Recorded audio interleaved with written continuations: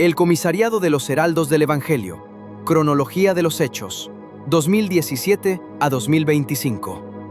Sancionados sin diálogo, sin pruebas, sin defensa. Profesor Dr. José Manuel Jiménez Alexandre, coordinador. Hermana doctora Juliane Vasconcelos Almeida Campos, coordinadora. Si he faltado al hablar, muestra en qué he faltado. Pero si he hablado como se debe, ¿por qué me pegas? Juan 18:23. Donde no hay caridad, no puede haber justicia. San Agustín. De Sermone Domini in Monte. LI C5 N13. A través de la narración y valoración de los hechos contenidos en esta obra, autores no pretenden afirmar necesariamente la comisión de determinados por las personas implicadas en ellos, sino únicamente aportar elementos provistos de la suficiente documentación para el conocimiento de estos hechos, confiando cualquier decisión a las autoridades competentes. Introducción. Todo comenzó cuando un purpurado rencoroso, en busca de pretextos, encontró un grupo de detractores, pequeño, ruidoso y lleno de odio, pero sobre todo inconformado por no haber conseguido vender al mundo sus calumnias ni logrado atraer la atención de los medios de comunicación. De esta relación turbia y sin escrúpulos se desencadenó una tormenta que pretendía hundir a los heraldos del Evangelio. El resto ya es historia. A través de una narrativa cautivante por la fuerza de los propios hechos, que pretende ser amena pese a su extensión, el lector verá desfilar una sucesión ininterrumpida de aberraciones, abusos de autoridad, fraudes, violación de derechos, intimidaciones, calumnias, falsas esperanzas, abusos de conciencia, manipulación de documentos, imposiciones dictatoriales. Ninguna de las palabras de esta enumeración es banal o exagerada. Nada de esto faltó. En realidad, solo faltó una cosa: disolver arbitrariamente la institución. Los fautores, sin embargo, quizá temieron un escándalo de mayores proporciones y prefirieron alcanzar el mismo objetivo poco a poco y a escondidas. El resultado es que la multiplicación de estas transgresiones a la ley, vistas con la perspectiva del tiempo, revela claramente una línea e acción propia de una persecución de cuño ideológico, impulsada en ocasiones por odios personales y enmascarada por burdas apariencias de legalidad jurídica, cuya sentencia, sin embargo, ya estaba dictada mucho antes de que comenzara todo el proceso. En un contexto en el que, lamentablemente, la realidad supera a la ficción, el caso Heraldos se ha convertido en un paradigma de todo lo que puede suceder cuando personas sin escrúpulos abusan del poder que les confiere su cargo. Ya sea en beneficio de una ideología o de una ambición propia, ya sea para saciar rencores, lo que ocurrió en realidad redundó en detrimento del bien de la Iglesia y de la salvación de las almas, que debe ser siempre la ley suprema. Capítulo 1752. Cada una de las palabras citadas en esta obra, así como los hechos en ella relatados, se hallan meticulosamente documentados. Para tal fin, sus autores se valieron de actas levantadas por la institución, relatos individuales y diversas declaraciones, así como de valiosas informaciones proporcionadas por determinadas fuentes. Testigos privilegiados ajenos a los heraldos, pero deseosos de prestar su ayuda por amor a la verdad.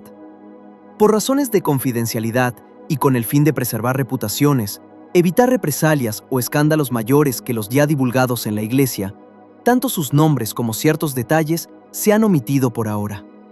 A quienes, no obstante, deseen conocerlos por justa causa, no habrá inconveniente en revelarlos de manera reservadamente. Parte 1. De la incompatibilidad ideológica al odio declarado. Los antecedentes de la intervención.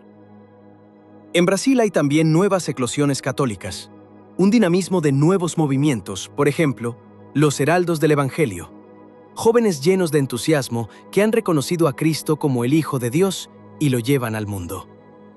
Benedict XVI, Luz del Mundo. Cualquier institución aprobada por la Sede Apostólica debe estar dispuesta a rendir cuentas de sus actividades siempre que la autoridad eclesiástica lo solicite, ya que la transparencia desempeña un papel fundamental en la obligación de servir con dedicado amor a los intereses de la Iglesia Universal, en fidelidad al propio carisma. La confianza depositada por el Papa Juan Pablo II en los Heraldos del Evangelio Al concederles el reconocimiento pontificio en 2001 y el idéntico beneplácito de Benedicto XVI, otorgándoles la aprobación definitiva en 2006 y aprobando las dos sociedades de vida apostólica en el año 2009, establecieron un vínculo de las tres entidades con el solio pontificio y la curia romana que no hizo otra cosa sino fortalecerse con el paso de los años. Un ejemplo de la cordialidad de esta relación es la afirmación que hizo Benedicto XVI en el libro entrevista Luz del Mundo, de Peter Sewald, de que los heraldos del Evangelio eran un signo de vitalidad en la Iglesia de América Latina, jóvenes llenos de entusiasmo que han reconocido a Cristo como el Hijo de Dios y lo llevan al mundo. De su memorable visita a Brasil en 2007, nunca olvidaría, como manifestó en varias ocasiones, la alegría que le produjo ver a los cientos de jóvenes vestidos con sus hábitos ayudando en la celebración litúrgica. Semejantes lazos de buen entendimiento se extendieron a la jerarquía eclesiástica de los diversos lugares donde los heraldos ejercen su apostolado. Encontramos un testimonio significativo en este sentido en la carta enviada en agosto de 2009 por Monsinар José María Piñeiro, entonces obispo de la diócesis de Bragança Paulista, donde residían todos los principales dirigentes de la institución, entre ellos Monsinар João Escocnamiglio Cladías, y donde se encuentra la casa principal de la sociedad clerical Virgo Flos Carmeli. Después de calificar a Monsinар João como un predestinado por Dios y su hermosísimo testimonio de amor a Dios, a la Virgen María y a nuestra Iglesia, otro ejemplo de las profundas relaciones entre los heraldos y la jerarquía eclesiástica es el discurso pronunciado por el cardenal Franz Rodé al celebrar la Sagrada Eucaristía en la iglesia de Nuestra Señora del Rosario, actualmente basílica, el día en que Monsinár João cumplía 70 años. Como prefecto de la Congregación para los Institutos de Vida Consagrada y las Sociedades de Vida Apostólica, de la que dependían ambas sociedades, el cardenal declaró, dirigiéndose al fundador de los heraldos: «En este emprendimiento, nacido en su noble corazón, no podemos dejar de ver una gracia especial concedida a la Iglesia, una acción de la divina providencia en vista de las necesidades del mundo actual». Y después de llamar a Monsinár João así, los heraldos del Evangelio, sin haber cambiado en nada su actuación en los años siguientes, se quedaron muy sorprendidos al recibir, sin previo aviso oficial ni invitación al diálogo, un decreto emitido por la Congregación para los Institutos de Vida Consagrada y las Sociedades de Vida Apostólica, por el cual se veían sometidos a una visita apostólica el 23 de junio de 2017. La sorpresa, sin embargo, se convirtió en extrañeza y franco malestar cuando, aún sin explicaciones ni fundamento, los heraldos fueron rápidamente puestos bajo la tutela de un comisariado, a partir del 21 de septiembre de 2019. La principal pregunta que se planteó en aquel momento fue, curiosamente, la misma que se formula hoy, y sigue sin respuesta satisfactoria después de 8 largos años. ¿Cuáles habrían sido los motivos para justificar una intervención vaticana tan amplia si los heraldos eran, en 2017, los mismos que en años anteriores? Este trabajo, que ahora inicia un recorrido detallado de los hechos, pretende aportar elementos para una respuesta. Capítulo 1. La aversión personal de un purpurado. Voy a acabar con ellos. Voy a darles una patada en el pecho. En los primeros días del año 2011, el Papa Benedicto VI nombró Monsinátor João Braz de Avis nuevo prefecto de la Congregación para los Institutos de Vida Consagrada y las Sociedades de Vida Apostólica. El eclesiástico brasileño era entonces arzobispo de Brasilia, una de las archidiócesis más importantes de su país. Para remontarnos al inicio de su relación con los heraldos del Evangelio, es necesario, sin embargo, recordar algunos hechos significativos ocurridos en los inicios de su ministerio episcopal. En 1998, fue nombrado obispo de Ponta Grossa, Brasil, su primera diócesis, ya que hasta entonces solo había sido obispo auxiliar, donde continuaría con una intensa trayectoria dedicada a la acción social. De aquella época se conservan los registros más antiguos de sus relaciones con la institución. El surgimiento de una antipatía visceral. El mismo año en que Monsināt Braz de Avis tomó posesión en Ponta Grossa, el Papa Juan Pablo II celebró en Roma el multitudinario Congreso Mundial de los Movimientos Eclesiales, en la fiesta de Pentecostés. Inspirado por la iniciativa del Santo Padre, Monsināt Braz de Avis dedicó lo mejor de sus energías a la organización de un evento similar, para el que reunió a 9 obispos y 15.000 fieles. Fue la Fiesta de los Carismas, que tuvo lugar en el Centro de Eventos de Ponta Grossa, el 23 de septiembre de 2001. La comisión organizadora trabajó con ahínco durante casi 2 años para que el evento se hiciera realidad. Su comité central convocó a varias reuniones preparatorias a los movimientos eclesiales presentes en la diócesis, entre los que se encontraban los heraldos del Evangelio. En un ambiente de armoniosa colaboración recíproca, se elaboró un complejo plan de acción con diversas tareas distribuidas entre cada uno de los movimientos.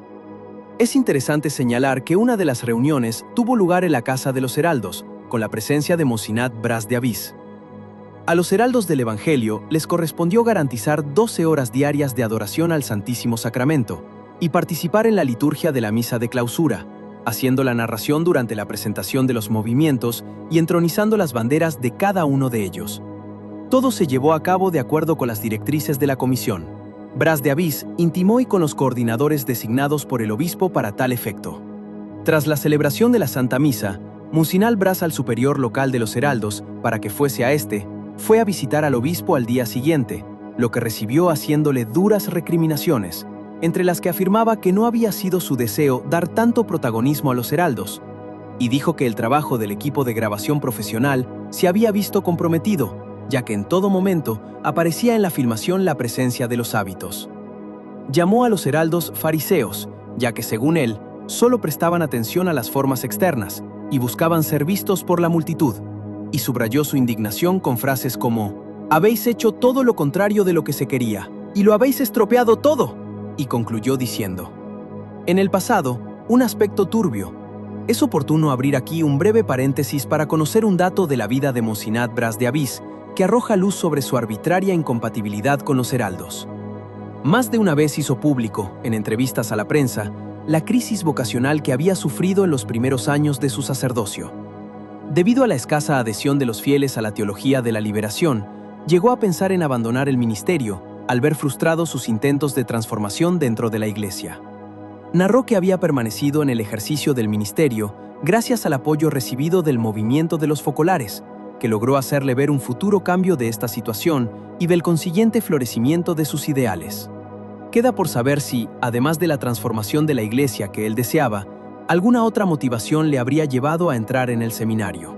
En cuanto a la antipatía discriminatoria que manifestó hacia los heraldos del Evangelio aquel septiembre de 2001, es importante analizarla teniendo en cuenta otros rasgos que marcaron su gobierno en la diócesis de Ponta Grossa. Preocupación política y negligencia pastoral. Un influyente abogado y propietario rural de Ponta Grossa es quien relata en primera persona los acontecimientos que vamos a narrar. Hoy, a una edad respetable, confirma los hechos ocurridos en 2001 y autoriza su difusión entre personas que tendrán el criterio y la sabiduría suficientes para analizarlos.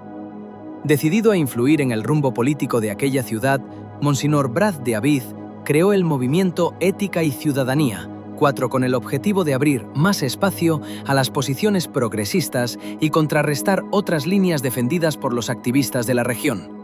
Al mismo tiempo, promovió una ola tendenciosa contra estos últimos, que incluía denuncias al Ministerio Público y polémicas en el sensacionalista programa de televisión Fantástico, líder de audiencia dominical en Brasil desde hace más de 50 años. He aquí un antecedente importante, revelador del modus faciendi de Monsinor Bras de Avís.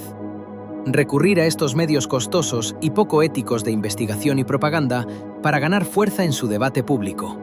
La magnitud del problema alcanzó así proporciones nacionales, lo que llevó a los invectivados a plantearse preguntas sobre varios aspectos dudosos de la vida del prelado y de su administración. De hecho, la diócesis de Ponta Grossa se enfrentaba a graves problemas internos, como por ejemplo el escándalo mediático generado por las denuncias de un ex candidato a religioso, que alegaba la existencia de acoso y prácticas homosexuales en el monasterio benedictino de la ciudad. El caso fue alimentado por la prensa local con la publicación, en los días siguientes, de otros artículos del mismo tenor. Los críticos de Monsinor Bras de Avís preguntaban a la opinión pública si el obispo estaba realmente en condiciones de actuar en la política, algo claramente desaconsejado por la Santa Sede, si ni siquiera se ocupaba de los asuntos religiosos. También era de dominio público entre los fieles que el canciller de la curia solía llevar a los sacerdotes a una finca para celebrar orgías en compañía de mujeres. Escandalizado por el rumbo que había tomado el desinteresado préstamo de su zona rural al clero de Pontagrosa, el propietario, también abogado, pasó a defender la abolición del celibato eclesiástico.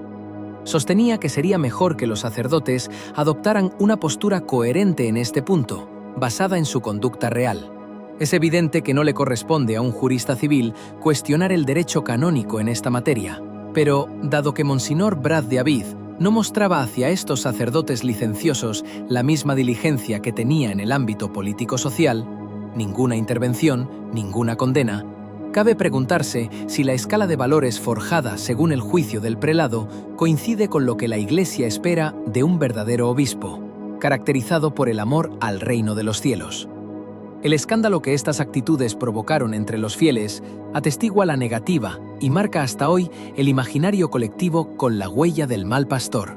Y, ya que se trata de la castidad, surge la pregunta: ¿qué tipo de ejemplo daba Monsignor Braz de Avid a los suyos? No soporto su pureza.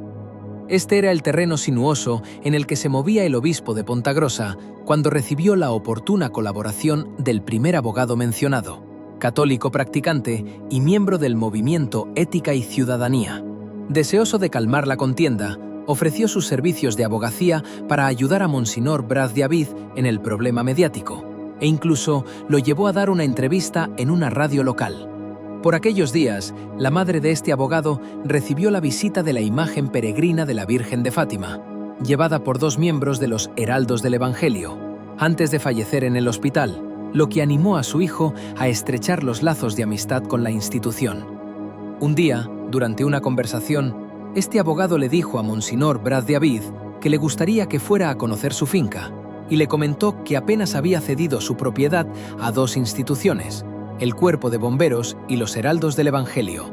Al oír el nombre Heraldos del Evangelio, Monsignor Braz de Avid reaccionó inmediatamente, cambiando de expresión y afirmando contrariado: «No lo haga más. No preste su finca a los heraldos ni les permita frecuentar su casa. Rompa su amistad con los heraldos, porque no simpatizo con esa institución». Asombrado por tal discurso, el interlocutor argumentó con una pizca de ironía: «Pero, Excelencia, dado que el lema episcopal de vuestra excelencia es que todos sean uno, ¿por qué no los acepta? Todos son todos, no solo los de la teología de la liberación». A lo que Monsignor Braz de Avid respondió: «El problema es que no soporto su pureza». Esta versión, manifestada incluso hacia aquellos que solo simpatizaban con la institución, no fue enfriándose con el tiempo. Al contrario. Reveladora conversación con un cardenal. 10 años después de este diálogo, cuando Monseñor Braz de Avid ya estaba al frente del dicasterio romano, el arzobispo emérito de Brasilia, el cardenal José Freire Falcão, llamó para conversar en su sidencia a cierto sacerdote heraldo. Yendo directamente al grano, le dijo: «Ahora que Monseñor João Braz de Avid ya se ha ido de Brasilia, vamos a abrir una casa de los heraldos en la capital brasileña. Con él aquí era imposible, y porque odia a los heraldos». En aquella misma entrevista, el cardenal de Falcão transmitió otros datos reveladores del dudoso carácter de Monseñor Braz de Avid.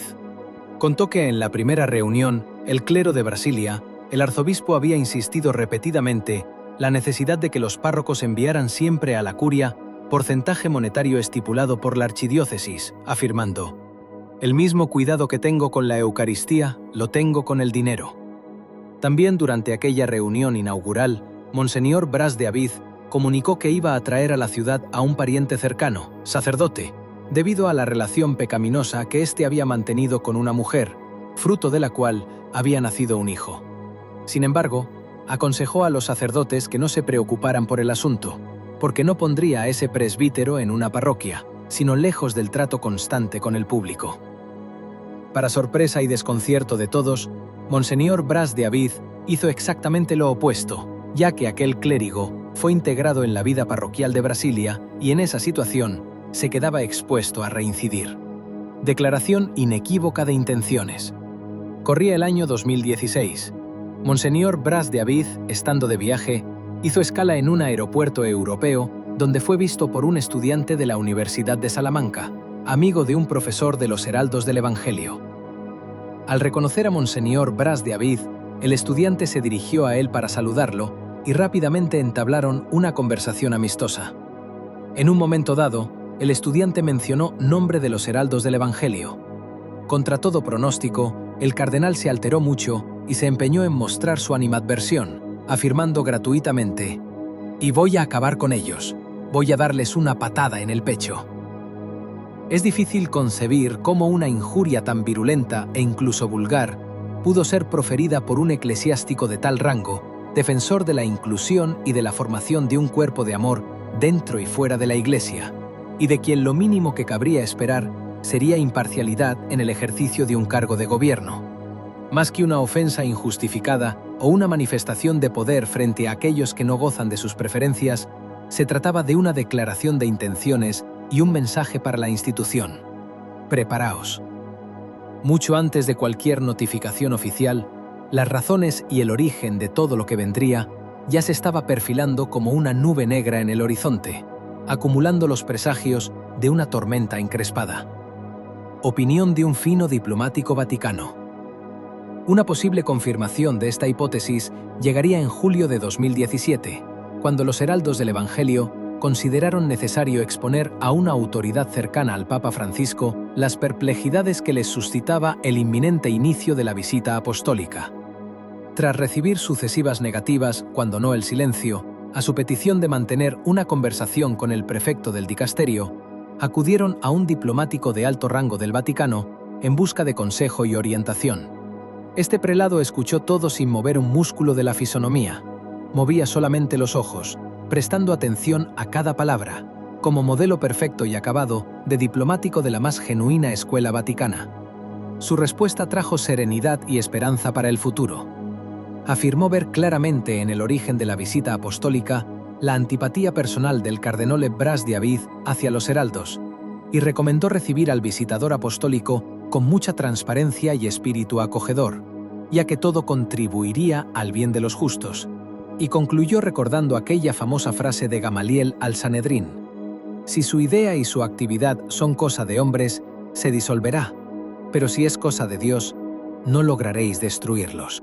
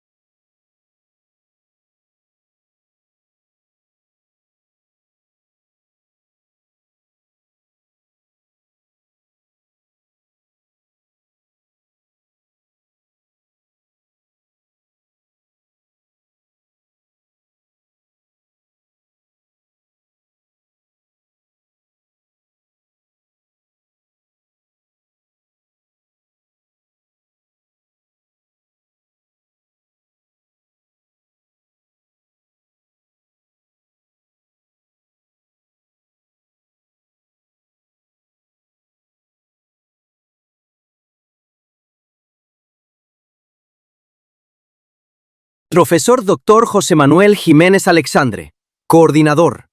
Hermana doctora Juliane Vasconcelos Almeida Campos, coordinadora. El Comisariado de los Heraldos del Evangelio. Cronología de los Hechos. 2017 a 2025. Sancionados sin diálogo, sin pruebas, sin defensa.